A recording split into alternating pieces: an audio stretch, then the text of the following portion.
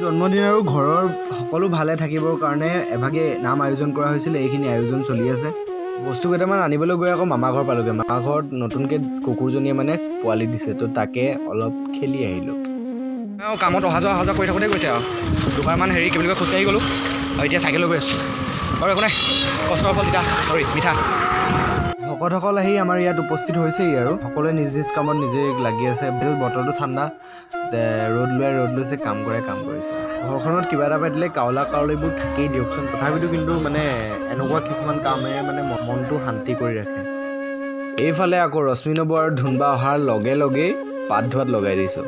ৰিদ্ধি মাইনা আৰু মুনুৱে এফালে নামৰ চাউণ্ডটো শুনিছে ন আপোনালোকে। বাকী পাত কাটি থকা অৱস্থাত ধুনবাই ক'লে যে একদম ভিডিঅ' এটা বনাই দিওঁ। মই বোলো ঠিক আছে দে, বনাই দে। তালৰ শব্দ আৰু নাম মোৰ বহুত বেছিয়ে প্ৰিয়। মোৰ বুলিয়ে নহয়, সকলোৱে প্ৰিয় হ'ব লাগে, কাৰণ ভগৱানক আৰাধনা কৰাটো একো ডাঙৰ কথা নহয়।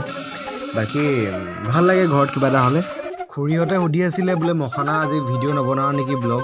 চৰি, মোৰ আকৌ ঘৰত মতা নামটো মখনা দেই। মানে মোৰ নাম বহুত বিধে আছে। চ' এইটো হ'ল মোৰ গাঁৱৰ ফালৰ পৰা মতা নাম মখনা। বাকী খুৰীহঁতক সকলোকে উলিয়াই দিছোঁ মিনি ব্লগতে, চাই থাকক। এইফালে আকৌ আমাৰ তিনিওগৰাকী গোসাঁনীয়ে মোবাইল টিপাত লাগি আছে। বাৰু একো নাই দিয়কচোন, কিবা এটাত ব্যস্ত হৈ থকাটো ভাল মানুহ। বাকী এইফালে আকৌ ৰাতি কাৰ্যসূচী মাংস বনাই থকা হৈছে। ৰিংকুৱে বনাইছে, ভিনদেউহঁতে লাগিছে। বাকী এইফালে আমাৰ মুনু আকৌ থুকুৱে খেলি আছে। এইফালে আকৌ মা আৰু বাইদেৱে মানে কথা পাতি আছে পুৰা ধুনীয়াকৈ, একদম অংগী ভংগী দেখিছে না। এইফালে আকৌ মৰমী খুৰী আৰু মুন খুৰীয়ে পুৰা হাঁহিছে, কিন্তু হাঁহিৰ ৰসটো আমিহে জানো, হয় নাই। বাকী এইফালে প্ৰথম বেচটো বহিছে আৰু আমাৰো ভোক লাগিছে, আমিও খাম আৰু এতিয়া, কিন্তু এওঁলোকক দি লৈছোঁ।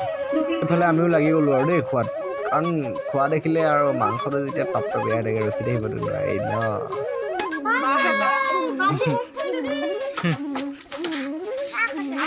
বাই কৰি দিয়া।